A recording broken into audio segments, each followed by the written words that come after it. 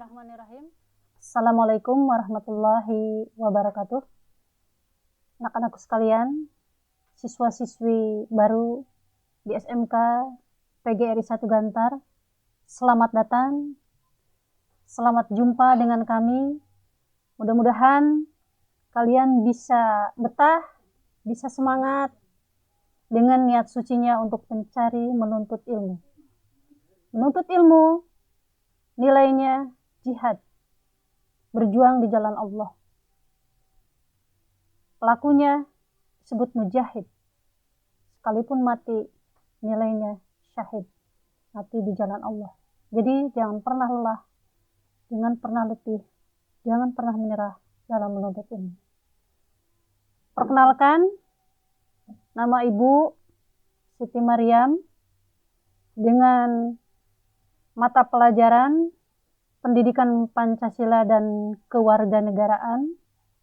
Mudah-mudahan walaupun kita pembelajarannya dengan online, pembelajaran dalam jaringan dengan tidak mengurangi nilai, dengan tidak mengurangi semangat, tetap kita lakukan tugas dan kewajiban kita.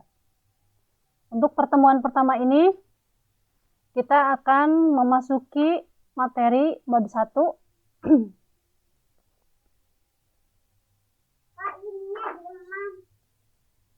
yaitu nilai Pancasila dalam kerangka praktik penyelenggaraan negara. Sebelum lebih lanjut kita memahami nilai Pancasila dalam kerangka praktik penyelenggaraan negara, alangkah lebih baiknya untuk memahami lebih lanjut. Sebelum lebih lanjut, kita pahami dulu sifat hakikat dari negara.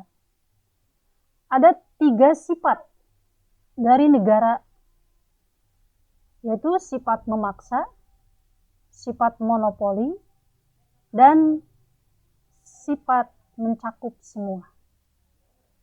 Apa yang dimaksud dengan sifat memaksa? Sifat memaksa artinya negara memiliki kekuasaan untuk memakai kekuatan fisik secara sah agar peraturan perundang-undangan dapat ditaati, sehingga ketertiban dapat dicapai dan anarki dapat dicegah. Dengan sifat memaksa ini, negara mempunyai sarana atau alat. Semisal, negara memiliki polisi, tentara, dan penegak hukum lainnya. Sifat yang kedua, negara bersifat monopoli. Apa yang dimaksud dengan sifat negara monopoli? Artinya, negara mempunyai hak tunggal dalam menetapkan tujuan bersama. Semisal, negara menetapkan agama yang berlaku di negara tersebut, atau partai politik apa yang boleh dan tidak boleh ada di negara tertentu. Sifat yang ketiga, negara mencakup semua. Apa maksudnya dengan sifat negara mencakup semua? Artinya, semua peraturan perundang-undangan, misalnya keharusan untuk membayar pajak, berlaku untuk semua orang tanpa terkecuali. Nah, dengan sifat hakikat negara yang tiga ini, hingga negara memiliki kedaulatan secara penuh di dalam mengatur ketatanegaraan, kemasyarakatan, peraturan, aparat, dan rakyatnya. Untuk lebih lanjutnya, kita memahami tentang negara ini, kita pun harus memahami apa yang dimaksud dengan kedaulatan. Sebuah negara harus memiliki sebuah kedaulatan. Apa yang dimaksud dengan kedaulatan? Kedaulatan dapat diartikan sebagai kekuasaan tertinggi atas pemerintahan negara, di mana kedaulatan untuk bisa negara berdiri tegak mutlak diperlukan sebuah kedaulatan penuh. Jadi apa yang dimaksud dengan kedaulatan? Kedaulatan adalah kekuasaan penuh dan tertinggi dalam suatu negara untuk mengatur seluruh wilayahnya tanpa campur tangan dari negara lain. Kedaulatan negara ini memiliki wewenang tertinggi dalam mengatur dan menjalankan organisasi negara sesuai dengan peraturan perundang-undangan yang berlaku. Contohnya, di dalam kedaulatan sebuah negara, negara punya kekuasaan penuh di dalam mengatur pajak, mengadakan kapan diadakannya sebuah pemilu, atau di dalam merancang melaksanakan sebuah pembangunan di negara tersebut. Negara mempunyai kedaulatan, artinya mempunyai kekuasaan penuh. Semisal negara mempunyai kekuasaan untuk mengadakan hubungan atau kerjasama dengan negara lainnya.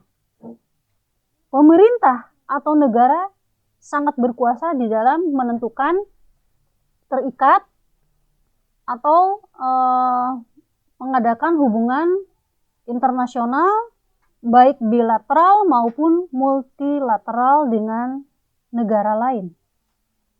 Jadi, di dalam berdiri tegaknya sebuah negara, sebuah kedaulatan mutlak harus ada dalam proses ketatanegaraan sebuah negara. Namun, berdirinya sebuah negara itu tergantung kepada awal teori dari kedaulatan. Mari kita pahami ada beberapa macam teori kedaulatan negara. Teori kedaulatan ini menurut ilmu ketatanegaraan ada 5 teori kedaulatan. Yang pertama, kedaulatan Tuhan, kedaulatan raja, kedaulatan negara, kedaulatan hukum, dan kedaulatan rakyat. Apa yang dimaksud dengan kedaulatan Tuhan? Mari kita pahami bersama. Menurut teori kedaulatan Tuhan, sebuah kekuasaan dalam sebuah negara itu berasal dari Tuhan.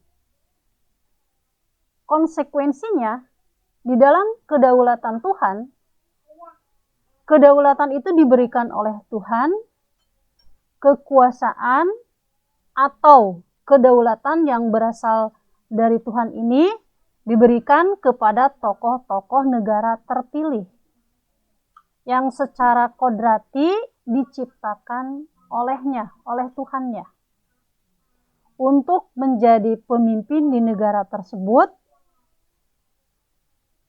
Jadi, pemimpin di negara itu diibaratkan sebagai perwakilan Tuhan di muka bumi. Hingga sifatnya dianggap mutlak dan sangat suci. Teori kedaulatan Tuhan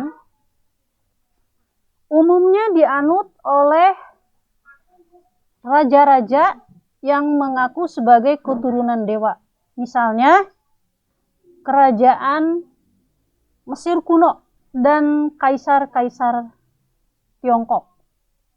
Jadi, Raja Mesir atau kaisar di Tiongkok ini dianggap sebagai perwakilan dewa atau Tuhannya di muka bumi yang dianggap suci dan mutlak segala petuah atau perintahnya. Yang kedua, kedaulatan raja. Kedaulatan raja ini kedaulatan, kekuasaan penuh ada di tangan raja. Raja memiliki kekuasaan mutlak dan tidak terbatas. Dalam menjalankan pemerintahan, seorang raja sangat mempunyai kekuasaan yang penuh. Teori ini, teori kedaulatan raja, bisa mengakibatnya terjadinya penggunaan kekuasaan yang sewenang-wenang dari seorang raja. Bahkan, Raja Louis XIV dari Prancis mengatakan bahwa negara itu adalah saya. Jadi seorang raja dianggap sangat mutlak kekuasaannya di negara tersebut.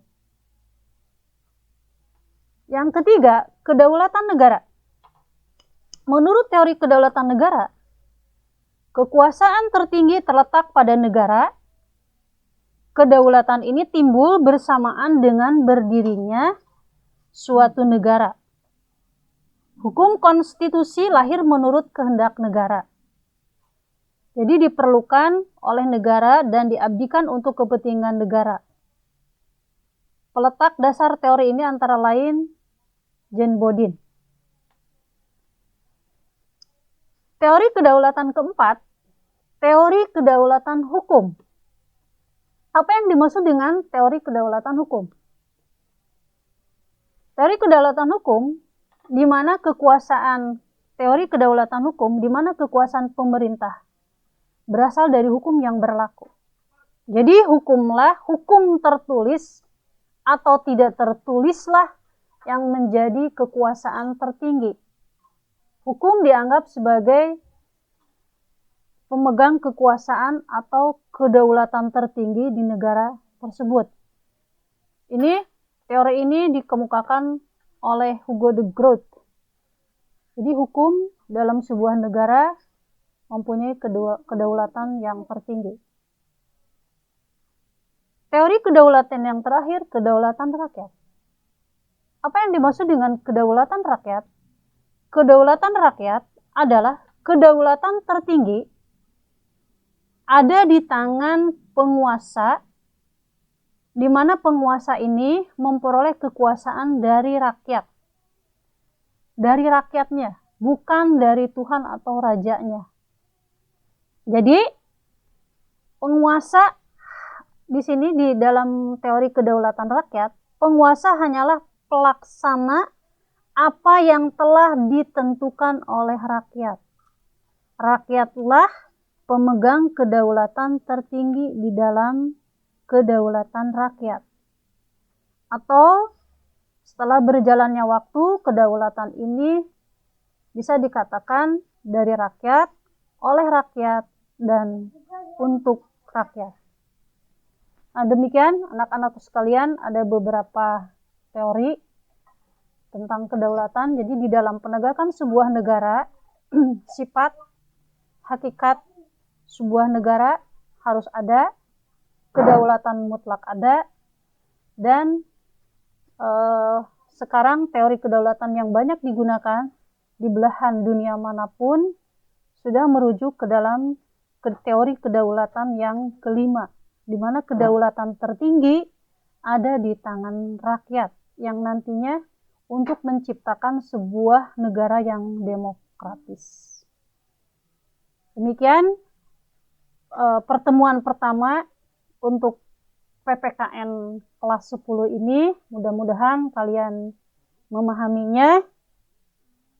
Kalaupun ada pertanyaan, silahkan sampaikan ke Ibu melalui WhatsApp. Silahkan kalian kemukakan kendala atau problematikanya atau permasalahannya atau pertanyaan melalui WA ke Ibu. Dan untuk tugas pada pertemuan kali ini, silahkan kalian catatkan apa yang Ibu sampaikan, tuliskan, catatkan, dan fotonya kirimkan ke Ibu melalui WA. Pesan Ibu tadi, jangan pernah lelah, jangan pernah letih, dan jangan pernah menyerah di dalam menuntut ilmu. Keep spirit, tetap jaga semangat. Doa Ibu untuk kesuksesan, kesehatan, dan keberkahan hidup kalian. Sampai jumpa di pertemuan yang selanjutnya. Mudah-mudahan kita selalu diberi kesehatan dan keselamatan dan ada dalam naungan Ilahi Rabbi. Hadza wallahu yar'ana wa yahfadana walhamdulillahi rabbil alamin. illa liqa, ma'assalama, see you again. Assalamualaikum warahmatullahi wabarakatuh.